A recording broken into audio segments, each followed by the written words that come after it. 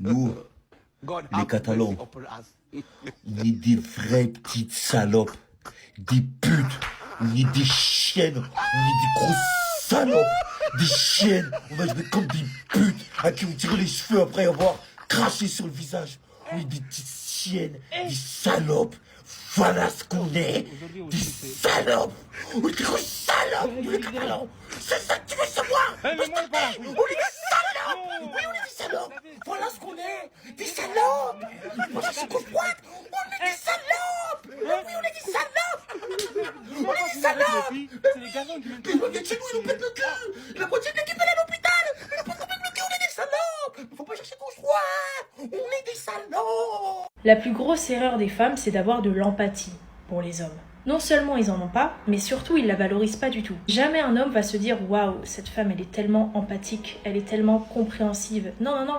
Il va juste se dire « Ok, cette femme-là, elle encaisse ». Tu as peut-être déjà remarqué que les hommes, ils ont aucun mal à annuler un date à la dernière minute, ou à ghoster, à revenir, à revenir, et pas parce qu'ils sont méchants, mais c'est parce qu'ils manquent d'empathie. Ils ont moins ce sentiment de culpabilité que nous les femmes on peut avoir. C'est pour ça que souvent les femmes, elles sont terrorisées à l'idée de ghoster quelqu'un, alors que les hommes, bon, ils en ont rien à faire. Les femmes qui sont trop empathiques, qui sont trop gentilles avec les hommes, c'est souvent les femmes qui finissent par ne pas se faire respecter. Malheureusement, c'est pas ta douceur, c'est pas ton empathie qui vont te rendre attirante aux yeux d'un homme. C'est justement ta capacité à dire non, à poser tes limites, à avoir des standards, à être exigeante. L'erreur que tu fais, c'est de penser qu'être empathique avec lui, c'est de comprendre, c'est de pardonner, c'est d'excuser. Tu penses que tu vas, entre guillemets, te différencier, tu penses que c'est noble, alors qu'ils valorisent pas du tout ça. Pas oublier ce que je viens de dire, n'oublie pas que mon t-shirt est disponible en bio au prix de 19 €, livraison incluse, livraison en France uniquement pour l'instant. Donc voilà, c'est un bon moyen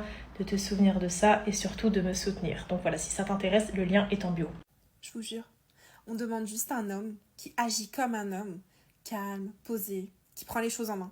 On a besoin de se sentir femme et surtout féminine à vos côtés. Je vais le dire doucement et je vais le dire qu'une fois. Les hommes ne subissent pas de discrimination. Un homme noir peut subir du racisme parce qu'il est noir, un homme gay de l'homophobie parce qu'il est gay, un homme gros de la discrimination parce qu'il est gros, mais un homme ne subit jamais et n'a jamais subi de discrimination parce que c'est un homme. 2025, les meufs, on a toutes dead. Est-ce que vous avez remarqué que 2025, c'est les femmes qui règnent? Vos histoires de Tana, fille facile, là, on n'en a plus rien à faire. Dégustation de fraises burrata en même temps, j'ai jamais testé brut comme ça. On est là, on communique à base de petits pains. On a des boulangeries et des boulangeries bien pleines. Plus aucune fille rêve de se marier. C'est devenu une phobie. Par contre, c'est une tuerie. C'est vraiment une tuerie. Toutes vos histoires de burrata, moi ça m'a juste donné faim donc j'ai voulu goûter. On n'a plus rien à faire de ce que les mecs pensent de nous. Être validé par le mâle, on en a rien à foutre. Les filles s'habillent comme elles veulent. Elles disent ce qu'elles veulent. Elles utilisent les mecs comme si c'était des mecs. Je trouve que notre mindset, elle a tellement évolué.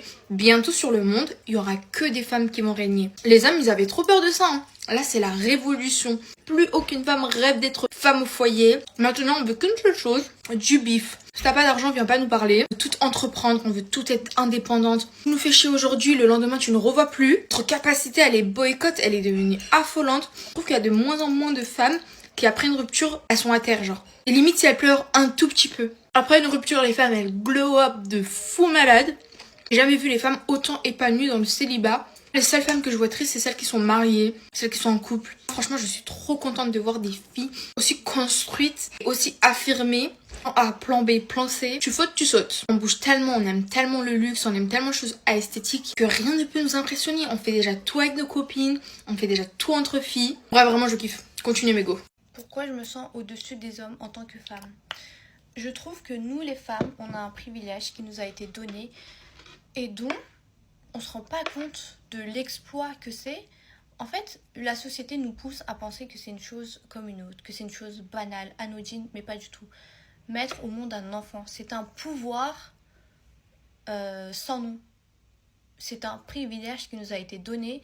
Et moi, ma théorie, ça a toujours été de penser que les hommes nous aimaient pas ou nous jalousaient en fait à cause de ce pouvoir qui nous a été donné. On met au monde une vie.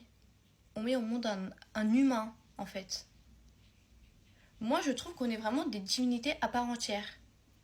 Et quand je vois, par exemple, des femmes se laisser faire par des hommes, par exemple leur partenaire, mon Dieu, mais mon Dieu, mais vous vous rendez compte de la divinité que vous êtes? On s'en fout si vous voulez un enfant ou pas, là n'est pas la question. Ce privilège-là, ce pouvoir vous a été donné dans tous les cas. Ok? Les hommes n'ont pas ça. Les hommes n'ont rien. Les hommes n'ont rien, littéralement. En fait, c'est à nous de diriger. Moi, je pars du principe que un homme me doit un respect inébranlable parce que j'ai ce pouvoir-là de mettre au monde un enfant, parce que c'est grâce à moi que la civilisation existe aujourd'hui et que c'est grâce à moi que l'humanité va continuer d'exister. Pour moi, mettre au monde un enfant, c'est un pouvoir divin. Donc commencez à agir comme les divinités et les impératrices que vous êtes. C'est pas trop dégoûtant, genre quand un mec, pour parler de sa famille, il est en mode oui ma tata ou mon tonton, mon papa, il m'a dit que je peux pas. Mon cœur, est-ce que tu peux faire un effort s'il te plaît? J'ai l'impression que c'est mon petit cousin qui est en train de me parler, babe. Le sex appeal est mort.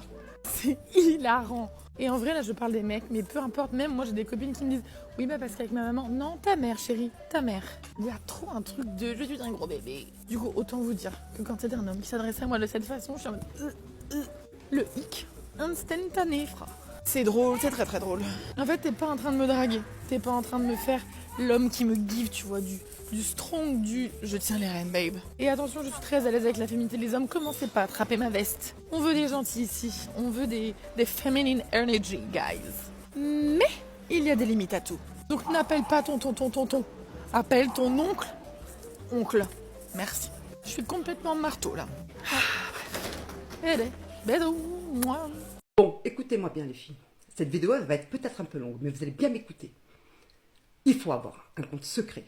Il faut épargner, même si vous êtes en couple. Alors, je réponds à cette dame, Laura.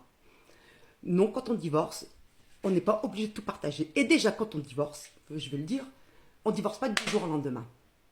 Il y a une attente d'un an et demi. Donc, quand tu es séparé de ton mari et qu'il se barre, et que tu te retrouves toute seule avec tes enfants, et que tu n'as même pas d'épargne, comment tu fais? Explique-moi, t'as cru quoi? Dès qu'il veut divorcer, les comptes sont bloqués? Ah non ma chérie, ça se passe pas comme ça.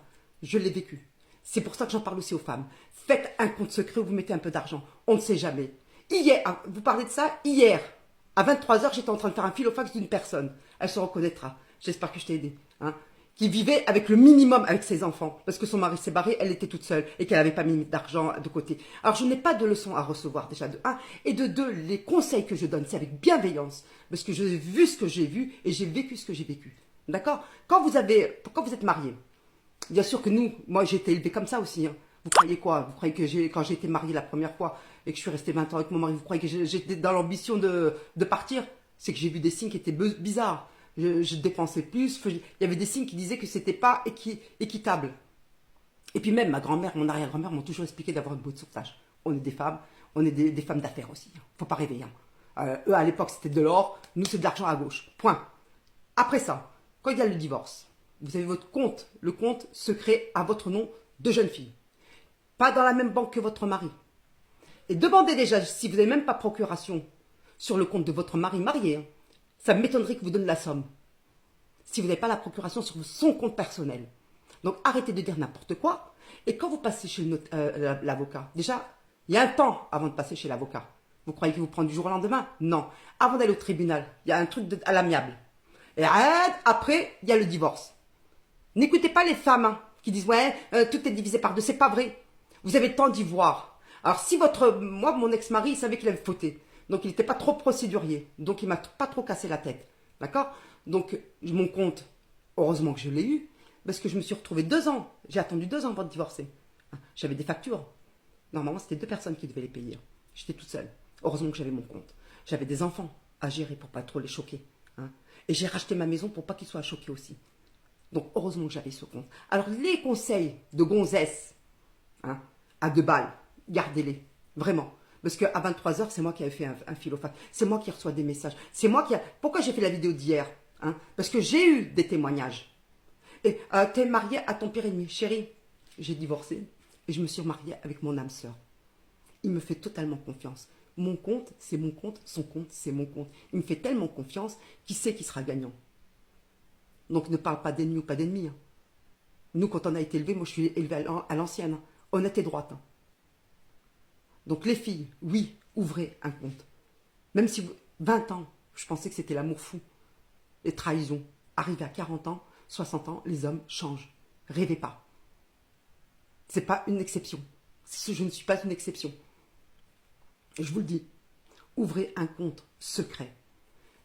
Parce que quand ils savent que vous avez un compte d'épargne, ils savent que vous avez de l'argent, ça les gratte. Je vous le dis tout de suite. Ils savent que vous avez de la thune, ils ne vous le donneront pas. Un compte secret dans une autre banque au nom de jeunes filles. Et personne ne vous fera chier. S'il est procédurier, écoutez-moi bien, s'il est procédurier et qu'il veut savoir tous les comptes, vous avez un an et demi pour vider les comptes. Alors soit vous videz les comptes et vous gardez la thune avec vous, mais au moins vous avez votre argent. Les mecs vont me détester, je m'en bats les couilles. Pas de gros mots, merde, bah, c'est pas grave. Hein. Soit vous ouvrez un compte à l'étranger et vous faites le virement. Tout simplement. Mais gardez vos billes sur vous. Parce que quand vous vous retrouvez seul, divorcé, du jour au lendemain, que le mec il se barre avec une gonzesse, vous avez des factures qui tombent encore. Ça ne s'arrête pas comme ça. Hein. Ça ne se met pas en pause. Hein. Donc, les conseils de Laura, tu te les gardes. J'ai rien inventé. Je donne que mon expérience. Et tous les témoignages que j'ai eus, je vous le dis. 23h, j'étais encore en train de faire des filofax en privé. Donc, s'il vous plaît, quoi. Un peu de respect. Merci.